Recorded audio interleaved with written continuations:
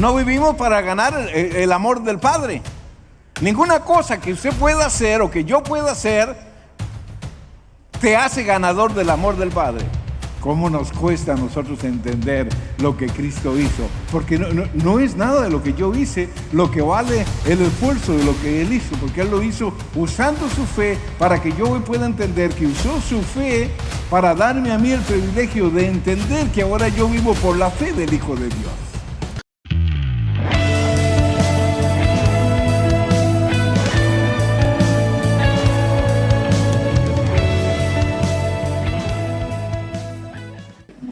¿No? Dice la Biblia que ya somos santos y sin mancha delante de Él. Ahí en Efesios dice que ya somos santos y sin mancha delante de Él. ¿Quiénes? Cada uno de nosotros. Cada uno de nosotros que estamos aquí somos santos y sin mancha delante de Él. Eso es lo que la Escritura dice. No es algo que yo lo diga, sino la Escritura lo dice, que somos santos y sin mancha delante de Él. Ahora, si usted se cree que no es santo y sin mancha, es su drama. Nos hizo santos y sin mancha delante de Él. ¿Dónde está eso? Está en el libro de Efesios, ¿no? En el libro de Efesios. Vamos a leerlo para que usted me crea a mí. Efesios capítulo 1. Dice así la Biblia, dice: bendito sea el Dios y Padre de nuestro Señor Jesucristo. Está en Efesios eso, capítulo 1, verso 3. Bendito sea el Dios y Padre de nuestro Señor Jesucristo, que nos ha bendecido con toda bendición. ¿Cuánta bendición tiene usted? Miren lo que dice la Biblia. Dice: bendito sea el Dios y Padre de nuestro Señor Jesucristo, que nos ha bendecido con toda bendición. Diga, está hecho. Dice, en lugares celestiales en Cristo, según nos escogió en Él. ¿Quién nos escogió? Él en Él. Según nos escogió en Él, antes de la fundación del mundo, ya estabas escogido tú, dígale que está a su lado, estabas pero reescogido ya. Amén, estabas reescogido, ¿no? Porque eso es lo que dice, estabas escogido en Él, antes de la fundación del mundo, para que fuéramos santos y sin mancha delante de Él, en amor. En otras palabras, usó su amor para mostrarnos a nosotros que ya nos había escogido, y al habernos escogido, quiere que nosotros entendamos que somos santos y sin mancha delante de Él. El drama de que usted no se siente santo es un drama suyo, pero de parte de Dios no hay drama. Ya lo estableció en la palabra. Ya lo estableció en la palabra. Una vez estaba yo, antes teníamos la costumbre de orar. Cuando empezaba la celebración, orábamos. Y no hay nada malo con orar. Pero estábamos orando, y no era en este lugar, sino en el otro allá. Y en ese tiempo yo no entendía mucho de todas estas cosas. Pero el Espíritu Santo me dijo, dice, ¿qué estás haciendo? Porque estaba pidiendo perdón a Dios por los pecados que habíamos cometido en la semana, y que Él nos purificara, y etcétera, etcétera, etcétera. Y el Espíritu Santo me dice, ¿qué estás haciendo? Y ahí, yo no sé si a usted le ha pasado que el Espíritu Santo lo interrumpa a usted. Es horrible. ¿Les ha pasado? Es verdad. Ah, sí, es verdad. Y me interrumpió y me dice, ¿qué estás haciendo? Y yo me abataté en medio de la oración y seguí orando, pero por dentro decía, me agarró como un frío y después un calor y después como un temor. Seguro me voy a morir. Me voy a morir, ¿no? Voy a caer muerto acá. Pues ¿sabe qué? Después ya cuando nos calmamos, yo me calmé, él no. Le pregunté después ya cuando yo había cenado y todo, estaba ahí reposando para dormirme. Dice, ya yo te perdoné. ¿Cómo? Ya yo te perdoné. ¿Cómo nos cuesta a nosotros entender lo que Cristo hizo? Porque no es nada de lo que yo hice lo que vale el esfuerzo de lo que Él hizo, porque Él lo hizo usando su fe para que yo hoy pueda entender que usó su fe para darme a mí el privilegio de entender que ahora yo vivo por la fe del Hijo de Dios. Entonces, se acaba todo, se acaba el rosario, el persinarse, las grandes oraciones que por lo menos que yo hacía, tal vez usted lo puede seguir haciendo, ¿no? Usted lo puede seguir haciendo. Pero las malas enseñanzas que hay en la iglesia, ¿no? Así que repita conmigo. Diga así conmigo: soy conocido, perdonado y amado. Vivo desde la gracia que Él me hizo conocer para que yo sea uno con Él. Amén. Segunda de Timoteo, capítulo 1, verso 9, dice así: quien nos salvó. ¿Quiere decir la palabra salvar? Bienestar, completos. Dice, y llamó con llamamiento santo. Se lo voy a repetir. Dice, quien nos salvó. Segunda de Timoteo, capítulo 1, verso 9. Quien nos salvó y llamó con llamamiento santo. ¿Cómo es el llamamiento que Él le hizo a usted? ¿Cómo es el llamamiento de Dios que Dios le hizo a usted? Santo. Entonces, si le hizo un llamamiento santo, ¿cómo es usted? Santo. Está ahí, hermano. Está ahí en la Biblia. No hay mucho que sacarle. No hay mucho que sacarle de la Escritura. Seguimos leyendo. Dice, quien nos salvó y llamó con llamamiento santo, no conforme a nuestras obras. Él no me llamó conforme a mis obras, o lo que yo vivía, o lo que yo creía. Dice, sino según su propósito. Dice, y la gracia que nos fue dada en Cristo Jesús antes de los tiempos y los siglos. Le voy a leer ese pasaje porque algunos de ustedes se quedaron como en la turbulencia de su creencia irracional. Porque muchos de nosotros seguimos con una creencia irracional de lo que es realmente lo que el Padre hizo por cada uno de nosotros. Y usted se excusa, yo me excusaba antes. Quien nos salvó y llamó con llamamiento, ¿cómo? Hermano, está en la misma Biblia que usted tiene en sus manos.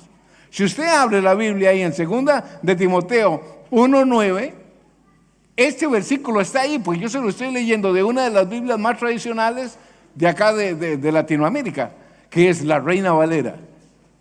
Dice, quien nos salvó y llamó con llamamiento santo. ¿Cómo fue el llamamiento que Él le dio a usted? ¿Por qué le dio Él un llamamiento santo a usted? Porque Él quería que usted y yo entendiéramos, o que tú y yo entendiéramos lo que somos.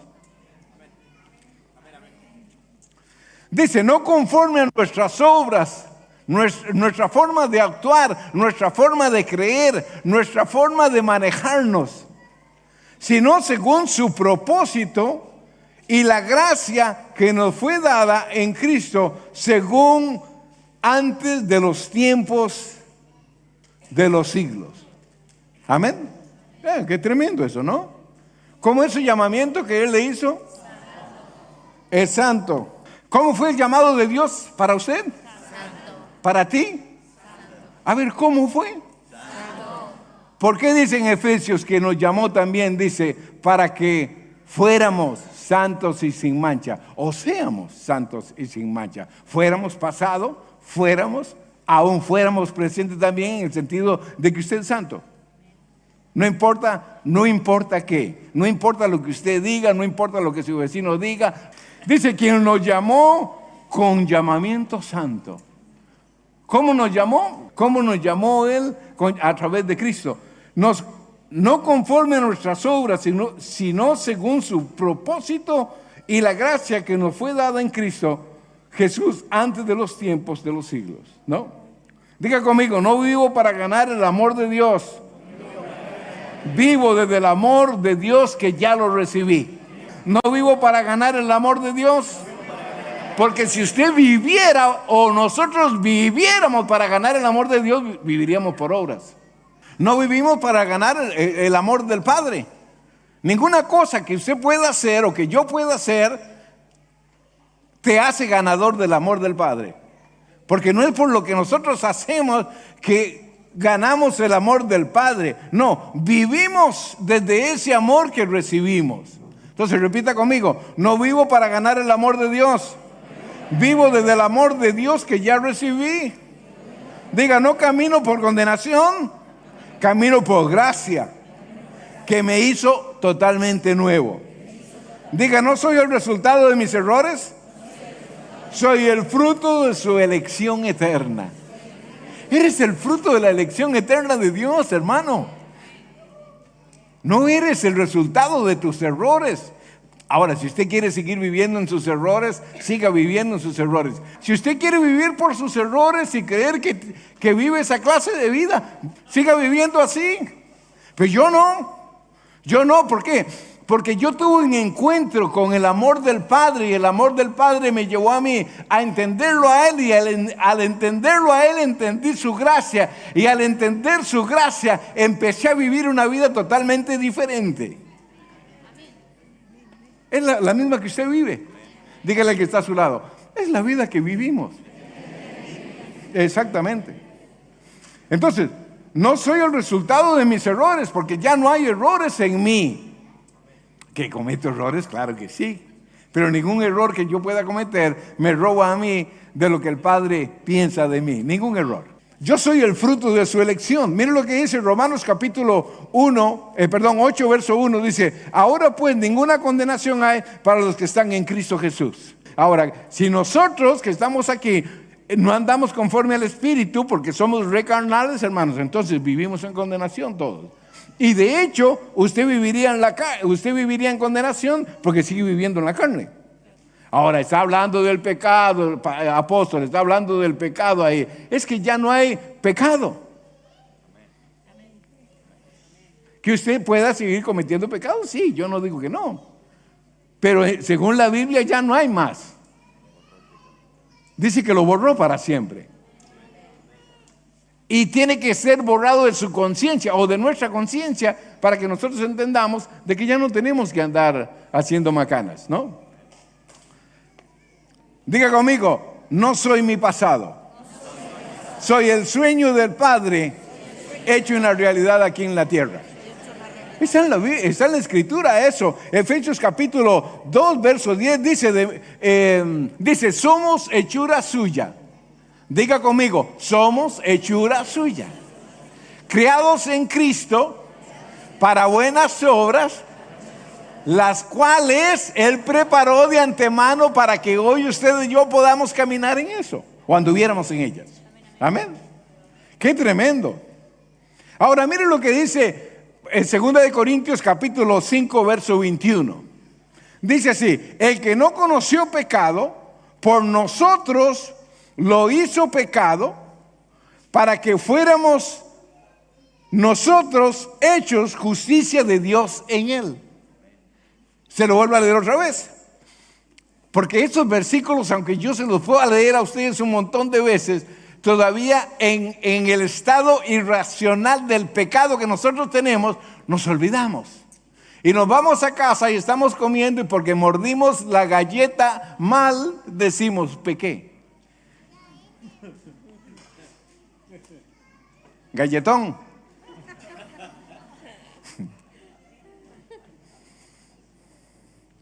Dice, al que no conoció pecado, Cristo no había conocido pecado, por nosotros lo hizo pecado, para que nosotros fuésemos hechos la justicia de Dios en él. En otras palabras, déjenme explicarles el versículo. Entonces, el versículo quiere decir, Él tomó lo que yo era sin que yo le diera nada. En otras palabras, Jesús no pecó, pero se metió en mi miseria como si yo hubiera vivido toda una historia. No le importó ensuciarse con lo que yo podía soltar. Se dejó romper. Se dejó romper por lo que me estaba matando a mí. Se lo voy a decir otra vez. Jesús no pecó, pero sí se metió en mi miseria. Como si hubiera vivido toda mi vida, toda mi historia. Eso es lo que lo dije mal. No le importó ensuciarse con lo que yo podía soltar. ¿Qué soltábamos? Hedíamos, dice la Biblia en Isaías capítulo 1. Se dejó romper por lo que me estaba matando a mí. En otras palabras, Él tomó lo que me estaba matando a mí y Él se mató con eso. La única manera en que yo podría volver, escuche esto, yo hace unos días atrás estaba meditando en esto y dije, ¡wow! ¡Qué tremendo! La única manera que yo podría volver a ser injusto es si Él volviera a ser injusto. Y eso jamás va a pasar. Se lo vuelvo a decir. La única manera que usted y yo pudiéramos ser otra vez injustos es si Cristo se volviera injusto, ¿no? Y eso jamás va a pasar. Entonces la única manera que yo podría volver a ser injusto es que Él se volviera injusto, ¿no? No hay otra manera. Y eso jamás va a pasar porque Él nunca va a ser injusto más. Dice que ya Él terminó su obra, ¿no? Y termino acá. Seguimos el domingo. Aquellos que quieren venir a escuchar, vengan el domingo. Porque mi justicia no depende de mí, depende de Él, que no cambia. Él no cambia, Él permanece para siempre igual. Ya que Él pagó el precio por mí y Él no cambia, entonces ese precio que Él pagó por mí sigue estando vigente. Él me unió a su justicia para siempre. No es algo que se renueva todos los días. La justicia de Dios no es algo que se renueva todos los días. Dice, bueno, pero la Biblia dice que sus misericordias, sí, en el Viejo Testamento, pero ya en Cristo ya no se renueva la misericordia de Dios, ya está establecida. Amén, y termino. Entonces, Él me unió a su justicia para siempre. Lo que yo vivo no es una justicia prestada, es una justicia encarnada en mí. Isaías capítulo 53, verso 5 dice así: el castigo de nuestra paz, escúcheme, el castigo de mi paz fue sobre él, mi paz costó su sangre, así de personal lo hizo él. Isaías capítulo 53, verso 5, el castigo de mi paz o de nuestra paz fue sobre él. Quiere decir que mi paz costó su sangre, así de personal lo hizo Él. Amén. Él no mejoró el plan de salvación. Él lo estableció y lo llevó a cero para que yo, cuando viniera Él y tuviera un encuentro con Él, empezara de cero.